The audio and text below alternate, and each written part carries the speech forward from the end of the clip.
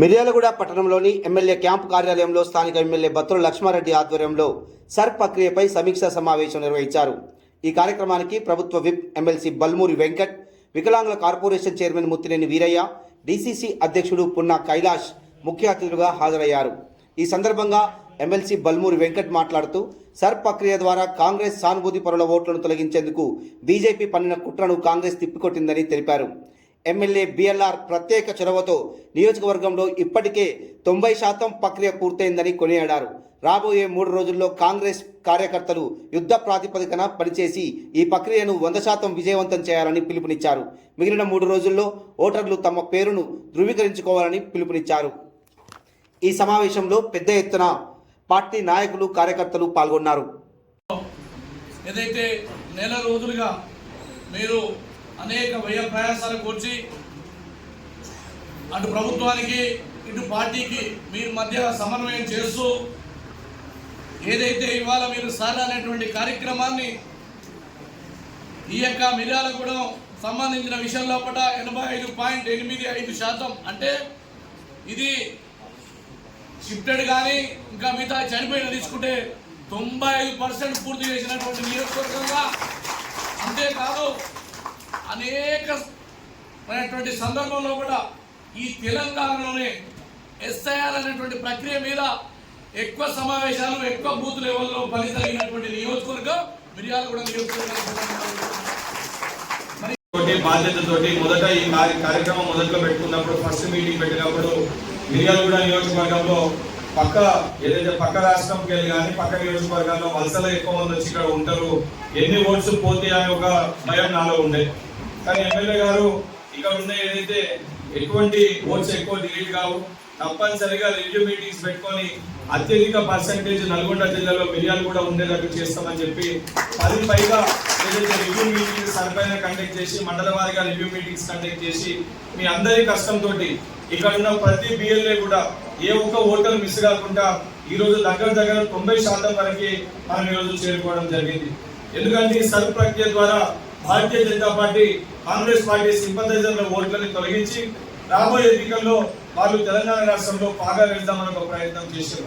ఈ ప్రయత్నాన్ని తిప్పికొట్టాలని చెప్పి గౌరవ ముఖ్యమంత్రి రేవంత్ రెడ్డి గారు, పిసిసి అధ్యక్షుడు మహేష్ కుమార్ గౌడ్ గారు, ఏఐసిసి అధ్యక్షుడు మల్లికార్జున ఖర్గే గారి ఆదేశాల మేరకు మీనాక్షి నటరాజన్ గారు అందరూ కూడా ఏదైతే నాసొంటి పిసిసి ఉపాధ్యక్షులుగా, ఎమ్మెల్సీలుగా, ఎంపీలుగా ఉన్న వ్యక్తుల్ని ఒక్కొక్క పార్లమెంట్ కి చదువుగా వేసి స్థానికంగా ఉన్న ఎమ్మెల్యేలతో ఎప్పటికప్పుడు మానిటర్ చేస్తూ ఏదైతే బలంగా కింది స్థాయిలో ఏదైతే పార్టీని బలపరిచి బలోపేతం చేయాల్సిన బిఎల్ఏని నియమించి, మళ్ళీ 10 మంది బిఎల్ఏలకు ఒక సూపర్వైజర్ నియమించి, దానిపైన కూడా నియోజకవర్గానికి ఒక కోఆర్డినేటర్ నియమించి చాలా కష్టంతో ఈ నెల రోజులు ఎన్నికల సమయంలో ఏ రకంగా మనం ప్రతి ఓటర్ దగ్గరికి వెళ్ళడం జరుగుతుందో దానికంటే పెద్ద ఎత్తున యుద్ధ ప్రాతిపదికన ఈ 27 రోజులు మీరు కష్టంతో కింది స్థాయిలో మీరు ఓటర్ల దగ్గరికి వెళ్ళేది కాబట్టి ఈ రోజు ఇంతమంది ఓటర్స్ మనం ఏదైతే మళ్ళీ తిరిగి ఎన్రోల్ చేయగలిగినాం.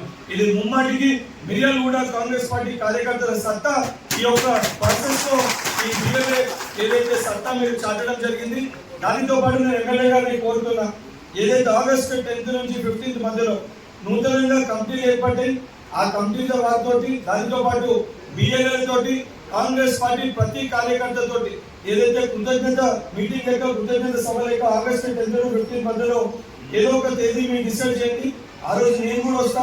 స్థానికంగా ఉన్న మన జిల్లా నాయకులను కూడా పిలిచి ఎవరైతే అత్యధికంగా ఏదో చేసిన వాళ్ళు కూడా కృతజ్ఞత సభ యొక్క ఒక మీటింగ్ ఏదైతే తెలంగాణ రాష్ట్రంలో మిర్యాలగూడెం రాష్ట్రంలో ఒక ప్రాసెస్ ని స్టార్ట్ చేస్తే బాగుంటుంది. కాబట్టి ఎమ్మెల్యే గారికి విజ్ఞప్తి చేస్తున్నా 10th to 15th మధ్యలో మిర్యాలగూడెంలో ఒక మీటింగ్ పెట్టాలని.